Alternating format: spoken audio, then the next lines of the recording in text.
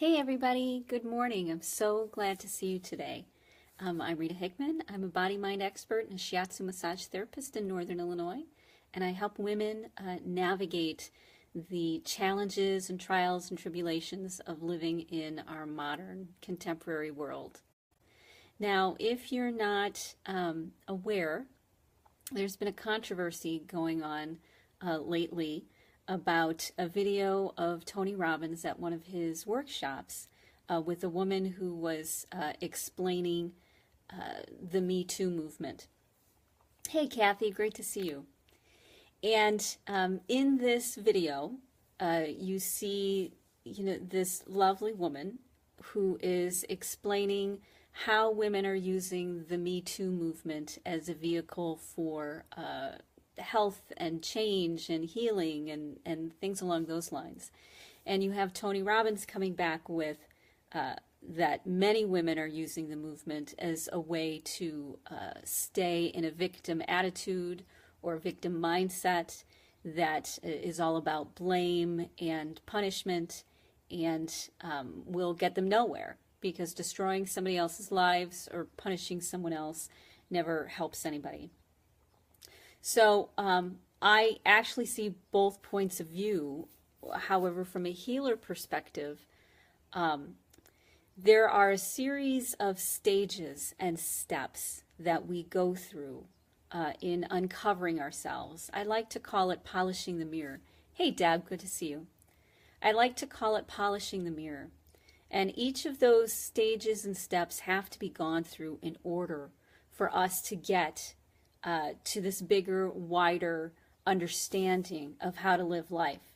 So Tony Robbins is coming from the point of, he's going to power through, and this is the truth, and this is the spiritual truth, that you need to, not be in a victim attitude. You need to not blame other people for how you feel, and you need to let all of that other stuff go. And that happens a lot with healers or metaphysicians or people who are in helping professions. That happens a lot because, to sort of rise to the top, you end up with a very strong attitude and you tell it like it is. But I liken it to, and I've said it before, to a Jenga game.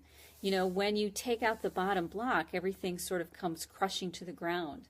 And even though it's a spiritual truth that you can't, victimizing somebody else or punishing someone else or taking your angst or anger, hurt out on other people won't really make you feel better per se. It is a part of the process. And when we can take people who've been victimized, who have been wounded in some way, especially women, because we've got this connectedness in our brain about how we see everything and we feel everything. So you can't just deal with one aspect. You can't just say, aha, this is what you need to do, this is the answer. It actually needs to be addressed on multiple levels. And for anyone to come in, let's say Tony Robbins, and say, this is the answer. This is the way to do it. And if you don't do it this way, then it's only going to cause you more suffering and will create more, chaos and drama in the world. If we go right to this spiritual truth, I like to call it a spiritual bypass. Hey, Michelle, good to see you. I like to call it a spiritual bypass, thanks to my friend Irma Francis. And we would talk about how when you skip the steps in between, when you skip, it's sort of like dealing with grief. When you skip the rage, and when you skip the blame, and when you skip the hurt, and you skip the emptiness and abandonment, when you skip all of those steps and feelings and thoughts, you never get to the spiritual truth because all of these other things are missing. It's sort of like Maslow's hierarchy of needs. If you don't get those base needs met, you'll never come to these higher spiritual truths. And trying to force people to ignore or to push through the normal stages they need to go through for healing really does everybody a disservice. One of the ways that I like to help people is to accept them where they are, help them have the experience they need to have so they can go to the next experience, which is deeper. And it may take 10, 15, 20 steps in order to get to the spiritual truth, to the spiritual understanding. It may take a lot of different, points of view, but you have to be present and you have to experience them. Yes, he highlighted the problem rather than solved it. That's very true, Michelle.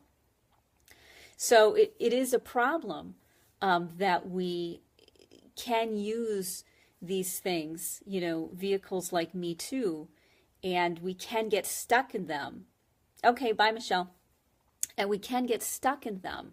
That's so true if we're not given the guidance on how to be present, how to feel that emotion, and that will then lead us to the next understanding and the next understanding and the next understanding until we get to where Tony Robbins is, to that spiritual truth of when you point fingers, it doesn't help anybody. That's correct, because it keeps us stuck in that focus on how we feel rather than on the focus of what's for the better good. But in any sort of healing process, like with this Me Too process, where women feel like they've been victimized and had to silence themselves for the greater good, we have to go back to that period of time and to when they were victimized, maybe even the first time to when they were a kid. And we have to start there and start peeling away the layers like baklava, or tissue paper. We have to go through the steps, and they have to be gone through in order for us to get to that self-actualization and that higher wisdom. So for yourselves, here's my advice. Whatever you're going through, whatever difficulty it is, whatever struggle, you have to give yourself permission and compassion to be right where you are, to use the vehicles you need to do. And if necessary, find somebody who's been through this process of healing that can walk next to you and say, I understand where you're at. This is what you're going through. This is how you can deal with this. And this might be the best way to handle it so that it causes the least amount of difficulty for you down the road. So it doesn't create more chaos and drama that will keep you from evolving or that will be a distraction. So, it's walking the path. You can't immediately get to the end of the truths and the wisdom that Tony Robbins does express. It happens a lot in my field. It's a spiritual arrogance. And the more we specialize, the more we understand something, the less in touch we are with what people are really struggling with, what's causing them the most pain, and where they are at in their process, what step that they're in. It's so important to plant those seeds, but they need to be planted with compassion and kindness of, you will eventually get here when we work this process. When you layer by layer, feel what you need to feel, think what you need to think, then you will naturally and automatically go to the next layer of understanding and wisdom and kindness and evolution. It's a very natural process. And if you try to skip the steps, that's how you end up stuck. That's how you end up spinning your wheels and not going anywhere.